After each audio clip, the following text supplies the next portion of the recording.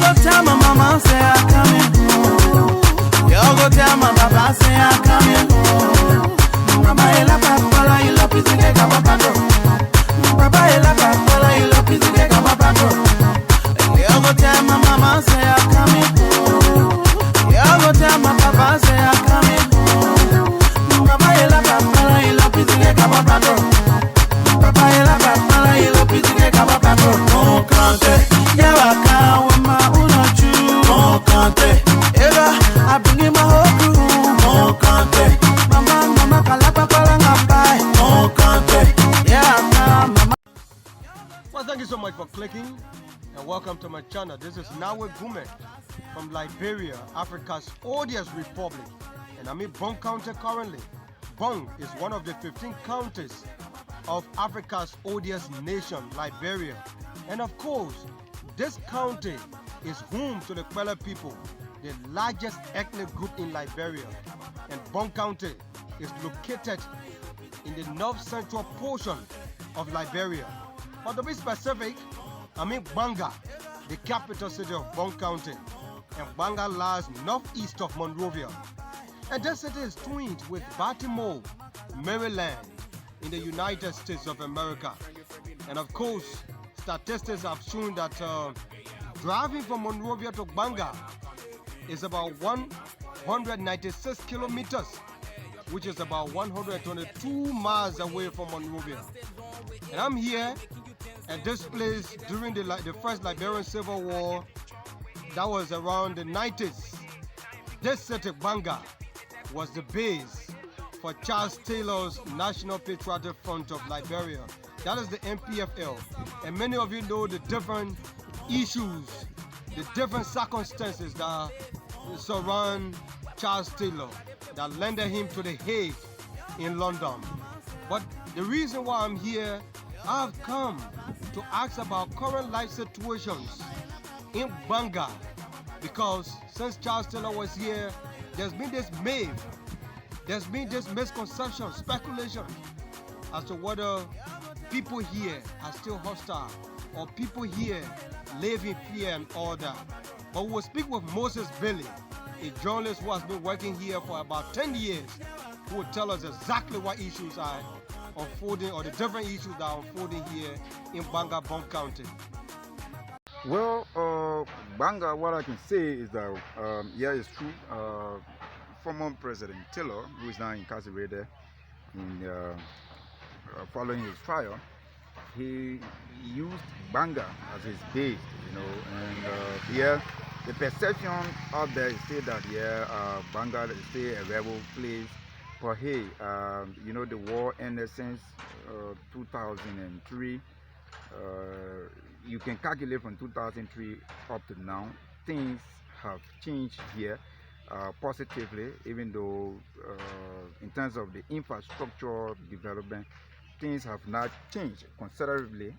But people's mentality have changed over time, and yes, we see a little bit of development. So things are moving. It's not like what we used to see before, where you see, military personnel moving up and down in Gbarnga. It's not like that. Development is moving. Schools are open. We have new institutions being built here. We now have a community college, the Bong County Technical College, that is helping to train people to become technicians and to acquire technical skills so that they make life, and even help to build Bong and Liberia. Cottington University is also here. It has been reopened now since the Civil War. A lot of people have graduated and is making headway. So things are on course in Gbarnga.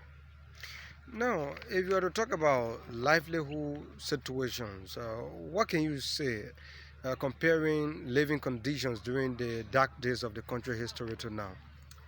Well, here you found, there are mixed people who live in Gbarnga. You found, they're mostly petty traders who are in Gbarnga. There are farmers in Gbarnga. There are people in academia, many teachers. There are teachers here. There are also military people here. There are security people, police, students. And so livelihood is moving on There are little jobs opportunities here. There are different NGOs here. There are also different government land ministries and agencies here. They have offices here and working. So yes, people do have the opportunity to work with some of these institutions. You know, there's CARI here, the Central Agricultural Research Institute. Liberia's only agricultural research institute is here in Gbarnga. It's just a few minutes drive from Gbarnga is here. You also have, like I said, the Gbarnga County Technical College is also here. You have Phoebe Hospital here. You have the CB Domag Maternity Hospital, the only maternity hospital outside of Monrovia. You have the Gbarnga Technical College, and you have a lot of other high schools and other institutions of learning. So livelihood is moving. People are here making their farms, engaging in petty trade and making life. Unlike during the war, I mean, things were not normal like we see today. Most of the institutions, the universities and the high schools were not open. People never had the opportunity to go about making their normal businesses. But unlike now, I mean, things are moving smoothly. I toured Gbarnga and saw the issue of road. I think the local government or maybe central government is doing well to lay out the road, and they're working on other issues surrounding infrastructure and so. But if you were to recommend to the government, what would you say? Well, in my preamble, I said that Gbarnga has not done so well in its post-war recovery with infrastructure, and you can see there the main boulevard, the Baltimore Boulevard, is part of the Madan Swakoko Highway. This was a well-banned project that was done during the regime of former President Ellen Johnson Sirleaf. The road passes through Gbarnga, giving up to Nimba County to the Guinea border, giving Gbarnga a facelift in terms of road. But if you check the community roads in Gbarnga, the leadership of the county has not done so well in terms of making sure that development funding is coming to the county. I mean, these fundings are directed to ensure that we have improved infrastructure. It will interest you to know that Gbarnga is a construction county. You have Asala Meta, the world steel giant. Its operations in Liberia affect Gbarnga, meaning the company uses the way road that passes through Gbarnga County to ship its ores from the Nema Mountain to Grand Bassa County, Buchanan. And so the county gets 500,000 United States dollars in social development funds from that. China Union is also operating in Gbarnga County and making available little over $1.7 million annually. So if you do the math, I mean, since 2007 up to now, you will know that Gbarnga has received more than $15 million in development funds. But there have been a lot of controversy with regards to the management of the funds. There have been allegations of alleged mismanagement, and some of these allegations never get to end up in court so that people clearly understand what are these leaders and current and past leaders who are accused, whether they actually did what they've been accused of. These stories or these cases never get to end up in court. But I mean, as it takes, or as it stands, most of the citizens are not so happy with the way funds in the county are being used with regards to improving the infrastructure of the county. So that's why you see in the streets there are some pop holes. In fact, some of the streets are not even paved.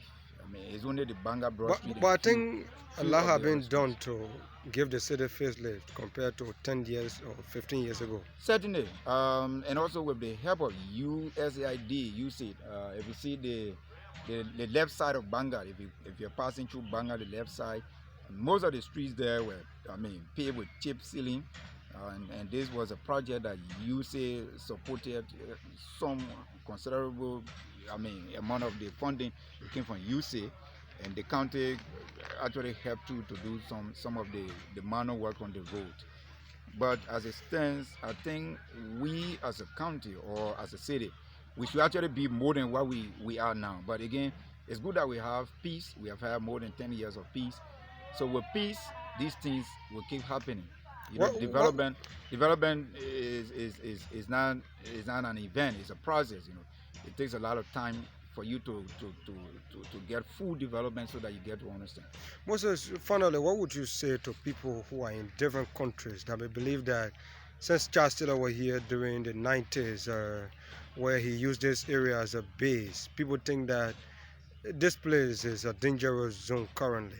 What would you say to travelers and maybe investors in other places? Well, those who would think that I think they still living in the past, I'm a media practitioner. I've been here practicing actively since 2010. So I'm 10 years practicing as a journalist here. And not a single day I've been terrorized by anybody. So it tells you that Gbarnga, I mean, the days of Charles Taylor, the memories of Charles Taylor, is no longer here in that violent manner, right? Even though people stay, because this was a stronghold, people stay thinking about him, but Gbarnga is safe. It's a safe place to be. The rule of law is taking a course here. We have the court here is very functional. The justice system is functional, even though there are some challenges with regards to, I mean, speedy trial and things like that. But hey, you don't just walk on the streets of Gbarnga and go intimidating people and go scot-free. No, you will be, I mean, you will face the full weight of the law. The security is vigilant. So those who are out there in the diaspora, because there are some people who left from here maybe 20 years ago, 10 years ago, and they still feel that well, Gbarnga is still a very unsafe place to be. But I like to say, well, there are people who are living here happily. Well, thank you so much for watching. That was Moses Billy, a journalist who is based here in Gbarnga, Bong County, and reporting on a lot of critical issues from here. He has told us everything that we need to know about Gbarnga and the different circumstances surrounding living conditions, development, and all that. But I'm still here. I'll bring you a lot of interesting contents that you need to know about Gbarnga or Bong County by extension. I'm here because the coronavirus situation is very serious. It has ravaged Monrovia, the capital, and Bong being my home, I decided to retreat. And remember that self-preservation is the first law of nature, and that's the reason why I decided to retreat. But I'm still here. I'll bring you a lot of interesting contents from Central Liberia. Thank you for watching, and please don't forget to subscribe. Y'all go tell my mama say I'm coming home. Y'all go tell my papa say I'm coming home. Mama, you like